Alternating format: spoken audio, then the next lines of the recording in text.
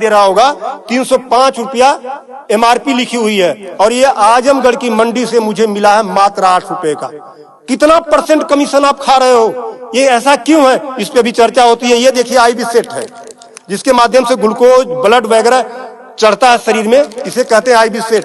इस पे जो एमआरपी लिखी हुई है वो 198, और यहाँ आप देख सकते हैं 198 रुपए की ये आईबी सेट मुझे पड़ी है मात्र 12 रुपए की। फिस्टर वीगो सेट लगाने के बाद जो उस पर टेप लगाया जाता है, यह मुझे पड़ी है 6 से 7 रुपए की, और इस पे एमआरपी 71 रुपया 50 पैसा। यहां भी आप देख सकते हैं। मैं इसलिए आपके बीच आया हूं। इसी प्रकार से बहुत सारे हजारों 2-3 हजार दवाएं ऐसी हैं जो 100 रुपए की दवा है 3000 की बिकती हैं। बाइकिल धागा जब आपका ऑपरेशन होता है, जिससे आपका सिला जाता है, वह 150 रुपए का आता है, उसकी एमआरपी 1045 रुपया आप यहां देख सकते हैं। उसी प्रकार से लंग एक्सरसाइजर 150 रुपए का आता है, जिसका प्रिंट रेट है 690 रुपया।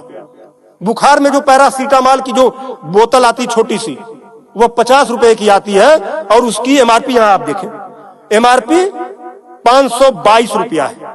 कमर की बेल्ट जो 100 रुपए की आती है, उसे 500, 600, 700 रुपया प्रिंट।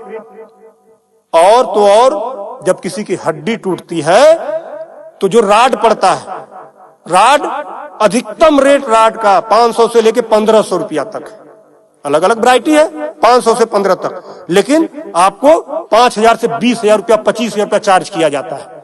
आपके दिमाग में आ रहा होगा कि अरे भाई डॉक्टर लगा रहे हैं तो उसको देखिए, डॉक्टर जब आप अस्पताल में भर्ती होते हैं तो बेड चार्ज अलग, नर्सिंग चार्ज अलग, जांच की फीसें अलग, वो सब चीजें करने के बाद 1500 रुपए की चीज खरीद कर आप 20-20 हजार का बेच रहे हो। तब मैं आपके बीच कहने आया हूं कि साथियों, उसी प्रकार से बहुत सारी दवाई हैं। 100 रुपए की दवा, एक दवा मैं देखा, ला नहीं पाया उसको, 100 रुपए की दवा, उसकी एमआरपी 2000 रुपया लिखी हुई थी। हजारों दवाइयां हैं, आपके साथ आपको लूटने का काम कर रहा है। मुद्दा ये नहीं है, मुद्दा ये नहीं है कि इस पे 305 का प्रिंट छपा हुआ है। मुद्दा ये है कि इसे छपने किसने दिया? जिसे हमने चुनकर भेजा, क्या वो दलाली खा रहा है, कमीशन खा रहा है? 8 रुपए की चीज 305 रुपए का प्रिंट वो छपने क्यों दे रहा है? ये चोरी से थोड़ा ना बिक रही है, खुलेआम बिक रही है। तो ये जिम्मेदारी सरकार की है। इसीलिए मैं कह रहा हूं कि आइए, और ये मुद्दा किसी सपा, भाजपा, कांग्रेस, किसी नेता का थोड़ा ना है, ये भारत के 140 करोड़ जनता से जुड़ा हुआ मुद्दा है। आपको आगे आना होगा, और आगे आने के लिए आपको इस वीडियो को अधिक से अधिक शेयर करवाना होगा, अधिक से अधिक लोगों को बताना होगा। इसलिए नहीं कि मेरा ये प्रचार हो जाएगा, ऐसा कुछ नहीं है। इस मुहिम को जब ये वीडियो शेयर होंगे, सोशल मीडिया एक ऐसा प्लेटफॉर्म है जिससे सरकारें हिल जाती हैं। आज मैं इस चीज को लेकर आया हूं, ये जनता से जुड़ा हुआ मुद्दा है। जब आप मेरी इस बात को, जनता की इस आवाज को अपने इलेक्ट्रॉनिक गैजेट्स के माध्यम से आगे बढ़ाने का काम करेंगे, निश्चित रूप से सरकारें डरेंगी। और मैं तो कहता हूं, सरकारों को जनता से डरना चाहिए, जनता को सरकारों से नहीं डरना चाहिए। तब मैं आपके बीच कहने आया हूं कि आइए मेरे इस मुहिम को आगे बढ़ाएं। कि बात 305 रुपए की नहीं है, बात उस गरीब की है, उस रिक्शा चालक की है जो दिन भर में 450 से लेकर 500 तक की मजदूरी पाता है। अगर उसकी तबीयत खराब हुई, वो बेहोश हो गया, उसके घर वाले किसी उसको अस्पताल लेकर जाते हैं, तो 305 रुपया वो अस्पताल केवल वीगो का चार्ज कर लेगा, फिक्स्टर का 71 रुपया चार्ज कर लेगा, और आईबी सेट का चार्ज कर लेगा।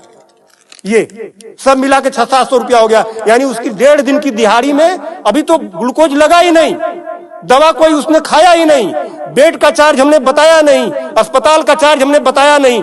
1.5 दिन की दिहाड़ी उसकी केवल इस 3 आइटम से चली गई। आगे की दवा कहां से आएगी? तब उसका बाप खेत बेचेगा, उसकी बीबी गहना बेचेगी। इस तरह का लूट खसोट। और मैं तो कहता हूं, शर्म करो ऐसा करने वाले लोगों। 8 रुपए की चीज 305 की बेचते हो। आज आपके अस्पताल में अगर जो दाई है उसका वेतन 7,000 है, यानी प्रत्येक दिन 210 रुपया। अगर उसकी तबीयत खराब हुई, वो आप ही के अस्पताल में भर्ती होती है, तो उसकी 3 दिन की दिहाड़ी केवल इन 3 चीजों की लग जाती है। कुछ तो शर्म करो, कुछ तो सोचो। स्वास्थ्य, शिक्षा, सेवा का क्षेत्र है, लेकिन आपने इसे लूट का अड्डा बना दिया है। सरकारों के मिली भगत से ऐसा हो रहा है। तो मेरा निवेदन है आप लोगों से कि इस वीडियो को अधिक से अधिक शेयर करें ताकि